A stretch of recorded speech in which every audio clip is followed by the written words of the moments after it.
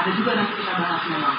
Jadi kalau gangguan psikiatri ini kayak skizofrenia, kayak depresi, demensia, segala macam itu di aktif 1. Tapi kalau di aktif 2, itu nanti gangguan kepribadian seperti nanti kalau kalian pernah dengar kayak skizotipal, anarkistik, seperti itu, narsistik, ya kan? Itu di aksis kedua. Di aksis ketiga ini gangguan medis umum, dia punya penyakit-penyakit, ya kan? Aksis 3 ini dia gangguan medis umum, artinya ada penyakit-penyakit medis yang mendasari gangguan psikiatri itu, misalnya kayak demensia kan, ya ada gangguan vaskularnya atau gangguan penyakit yang lain seperti itu, misalnya delirium, ada diabetesnya, gitu-gitulah ya.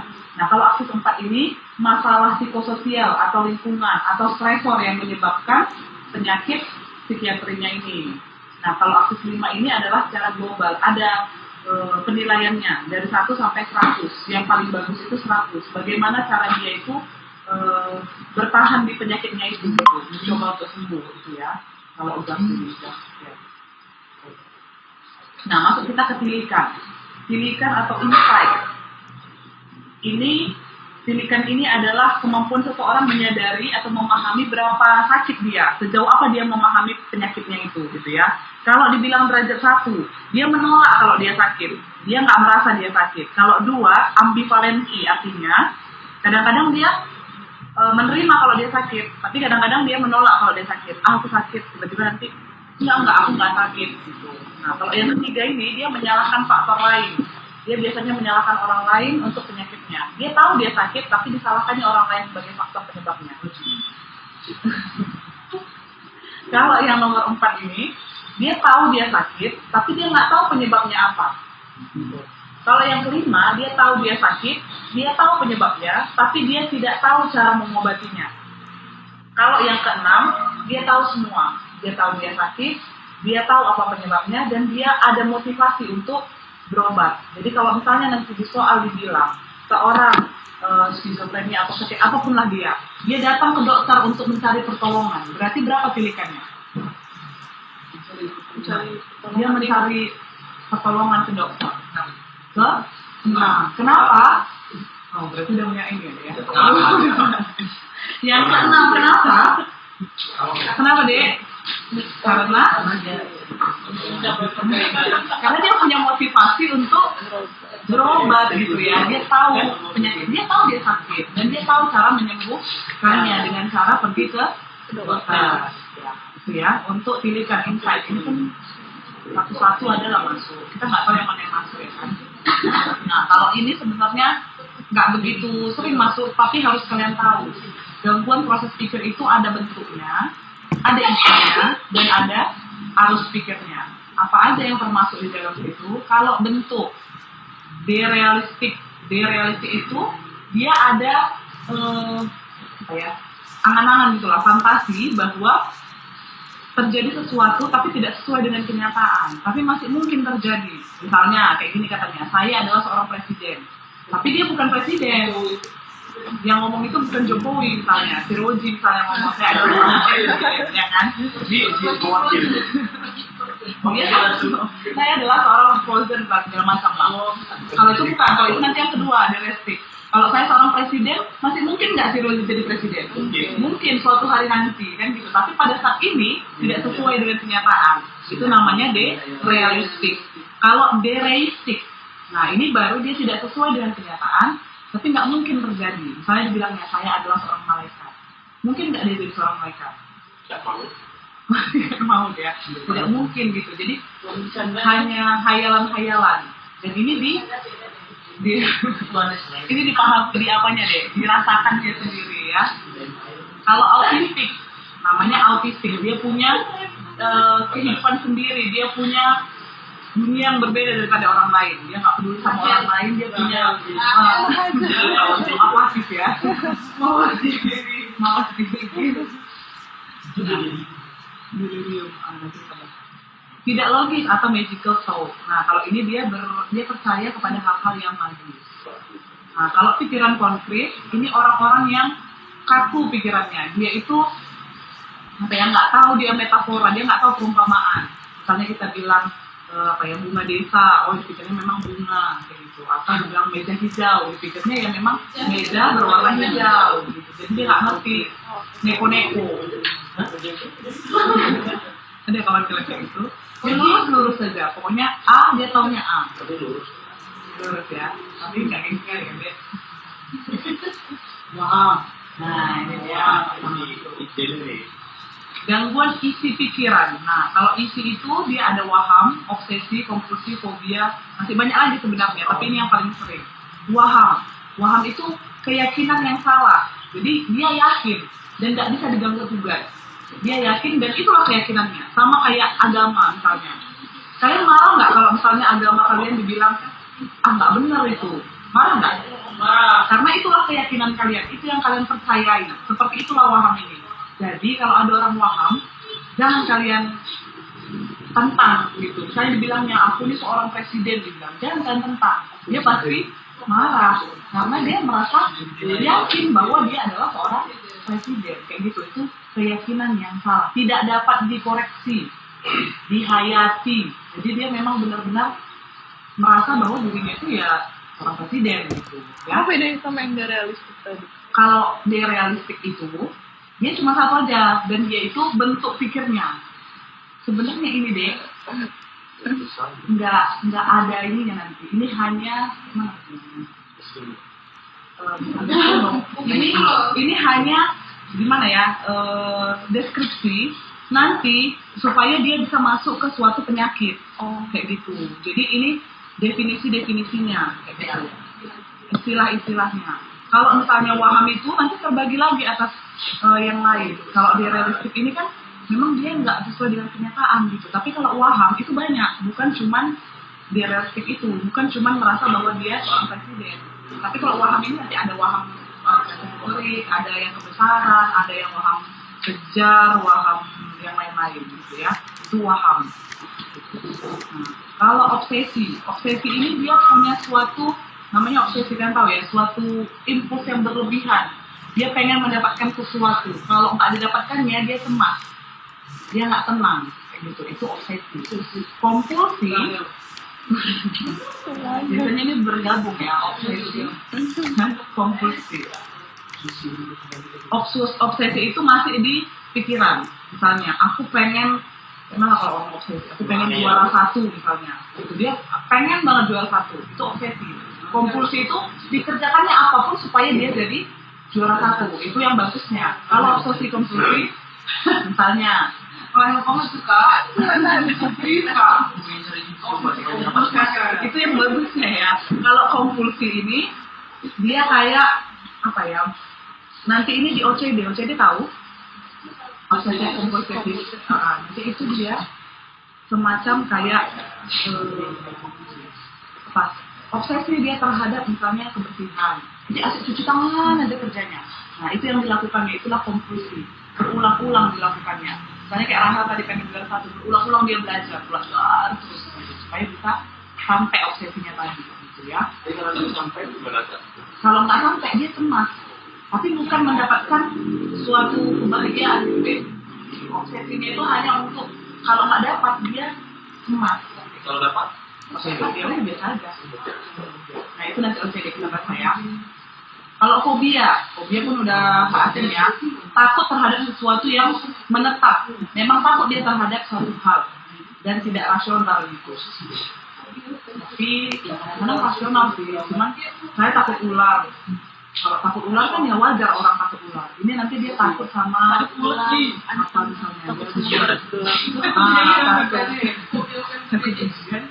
Lain aja. Misalnya kayak takut sama yang tadi, takut keramaian. Orang normal kan nggak takut keramaian, takut ketinggian, takut tempat kecil, gitu. Hal-hal yang aneh. Itu dia fobia ya.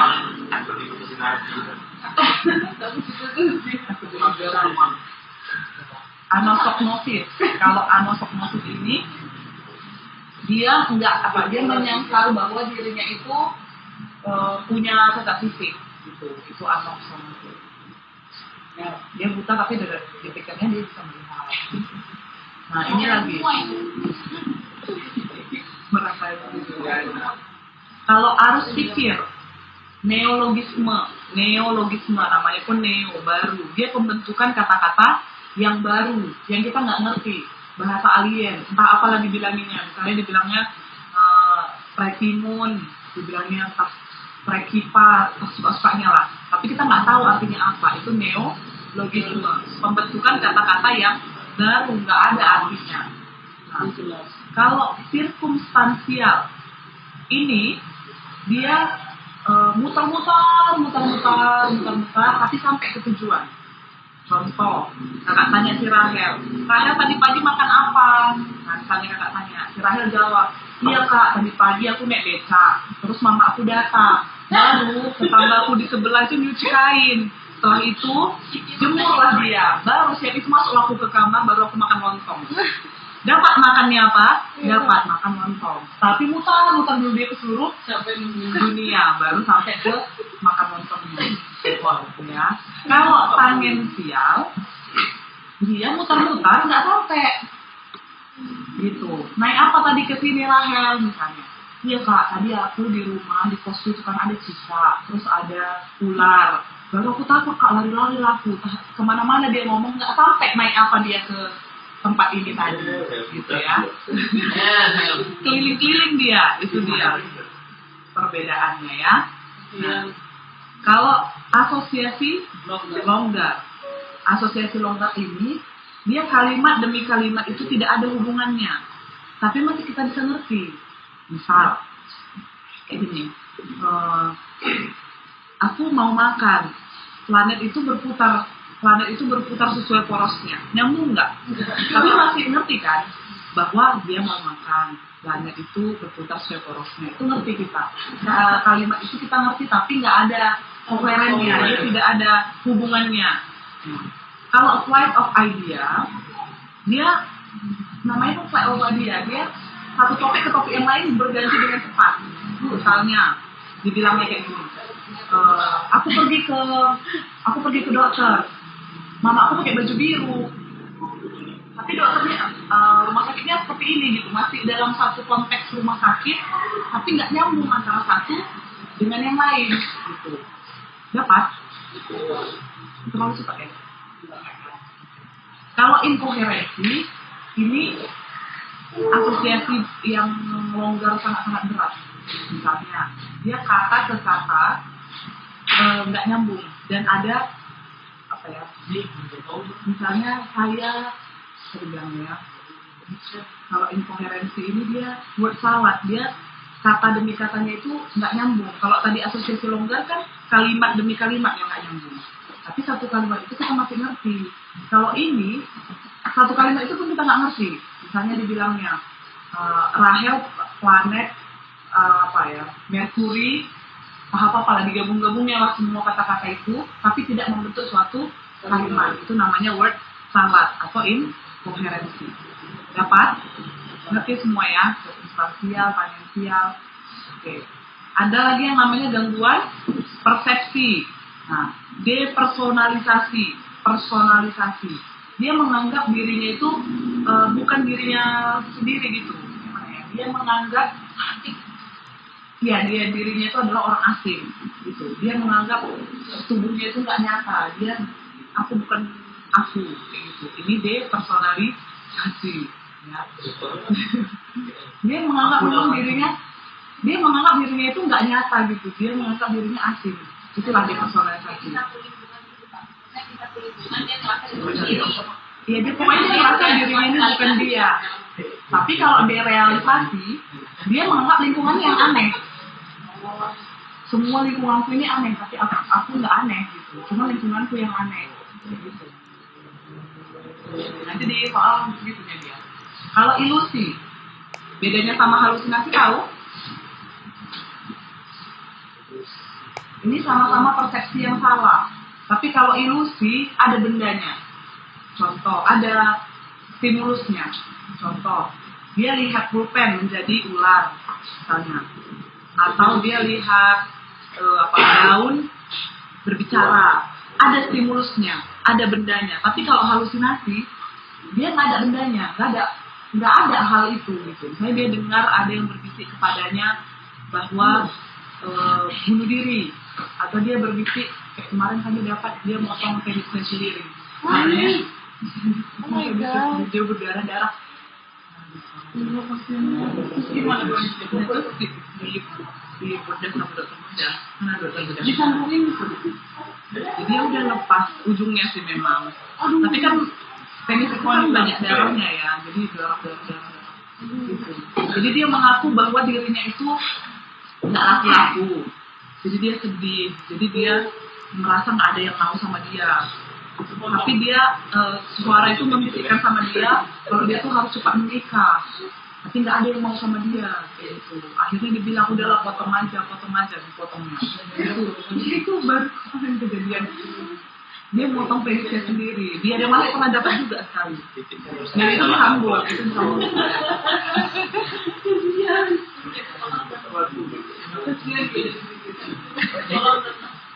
Ya sangat bahaya memang. Jadi bedanya dapat ya dek, ilusi itu ada bendanya, tapi kalau halusinasi nggak ada. Kalau halusinasi penglihatan misalnya, dia melihat ada orang duduk di situ, padahal nggak ada orang. Kalau itu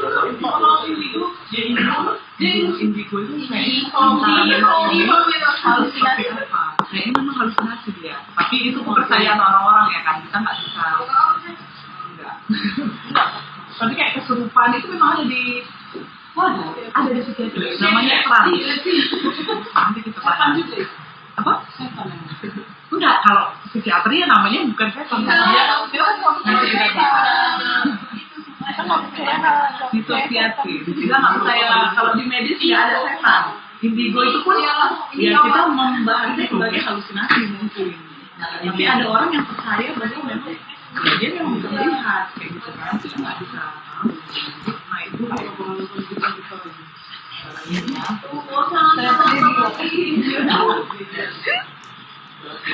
ngerti deh, sejauh ini ada yang mau ditanya? Enggak. Kita masuk ke demensia dan delirium. Ini baru kita masuk ke penyakit ya. Demensia, kalau demensia itu kata kuncinya adalah ada penurunan kemampuan daya ingat dan daya pikir. Jadi daya ingat, daya pikirnya menurun. Itu yang pertama. Terus yang kedua, mengganggu aktivitas sosial atau sehari-harinya. Jadi kalau nggak mengganggu, bukan demensia. Nanti ada lagi namanya. Kita lihat ya. Terus kesadarannya bagus. Ini membedakan dengan delirium. Kalau delirium nanti penurunan kognitif, tapi kesadarannya memang menurun. Itu membedakan dengan delirium. Dan paling sedikit selama 6 bulan. Itulah demensia. Atau orang-orang sering bilang pikun. Ya, itu demensia. Jadi, penurunan daya ingat atau daya pikir mengganggu aktivitas sosial, kesadarannya bagus, dan lebih atau sama dengan 6 bulan. Ya. Penyebabnya banyak, Alzheimer, segala macam. Tapi yang paling sering adalah Alzheimer. Ini ya, kriterianya. Yang penting kalian lihat, kalau menurun daya ingat, daya pikirnya, mengganggu aktivitas, itu demensia. Nah, untuk screening demensia ini ada yang namanya MMSE. Ada skornya itu dari 0 sampai 30. Ada nanti soal-soalnya dan nggak akan mungkin yang masuk ke hafal aja lah skornya. Kalau 24 sampai 30 itu normal. 19 sampai 23 itu yang mild cognitive impairment. Inilah dia MCI. MCI ini penurunan daya pikir atau daya ingat, tetapi tidak mengganggu aktivitas, belum sampai mengganggu aktivitas. Contohnya si siapa? Si Rahel lah ya korbannya hari ini ya. Si Rahel misalnya, dia pakai kacamata, enggak ya? Ada itulah siapa namanya? Pakai kacamata. Siapa namanya? Nelva pakai kacamata misalnya. Ditaruhnya lah di atas kepalanya. Lupa dia, di mana kacamataku? Di mana kacamataku? Padahal di atas. Sering gitu ya. Itu mild cognitive impairment. Sampai mengganggu aktivitas? Enggak kan? Tapi kalau misalnya demensia ini, dia sudah mengganggu aktivitas. Dia lupa mandi, lupa beresin, pokoknya hygiene tubuhnya jelek, harus dibantuin orang lain, harus dirawat dan sebagainya, itu demensia. Ya, sampai dia lupa kerja, dia nggak tahu cara bagaimana bekerja, itu demensia. Nah, lupa koas juga ya, Dek. Itu paling sering namanya. Nanti kita lihat ya. Itu lihat lupa. Oke. Jadi ada skornya. Kalau seandainya di bawah 18 itu baru kita sebut demensia. Nah, pengobatannya apa? Pengobatannya adalah cholinesterase inhibitor. Contohnya donepezil, sering dengar ya. Donepezil, rifastigmine atau galantamine. Sebenarnya ini bukan kompetensi kita, tapi tadi nggak cari-cari. Donepezil ini dosisnya adalah 5 mg sampai 10 mg. Per hari. Ya, per hari. 5 sampai 10 mg per hari. Jadi dia katanya 5 mg dulu dipakai 4 sampai 6 minggu, baru nanti dinaikkan 10 mg. Gitu. Untuk yang orang yang demensia. Ini untuk memperbaiki gejala klinisnya, tapi kalau progresivitasnya itu kita kasih antioksidan berupa vitamin E. Jadi kalau kata-katanya mengisi TTS, terus teka-teki gitu-gitu bisa mencegah demensia. Sering baca itu bisa mencegah demensia. Supaya terus dilatih otaknya, nggak atau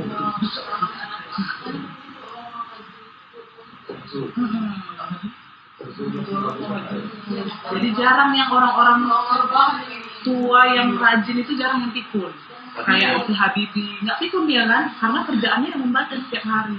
Jadi rajin-rajin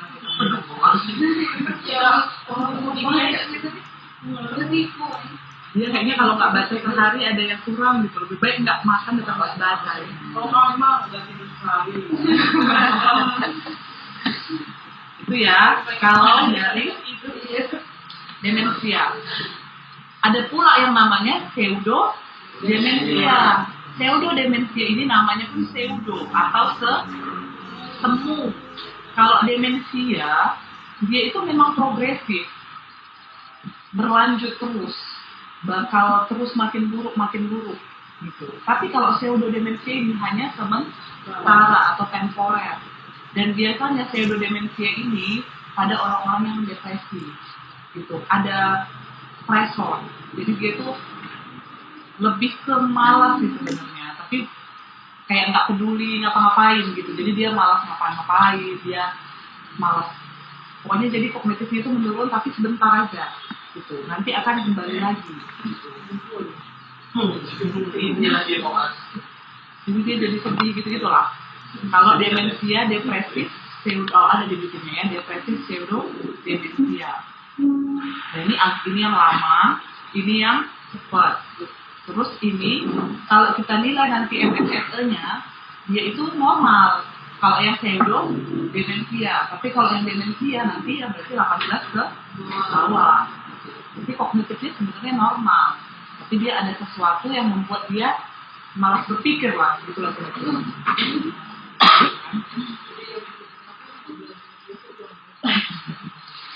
Ya, dari si demensia.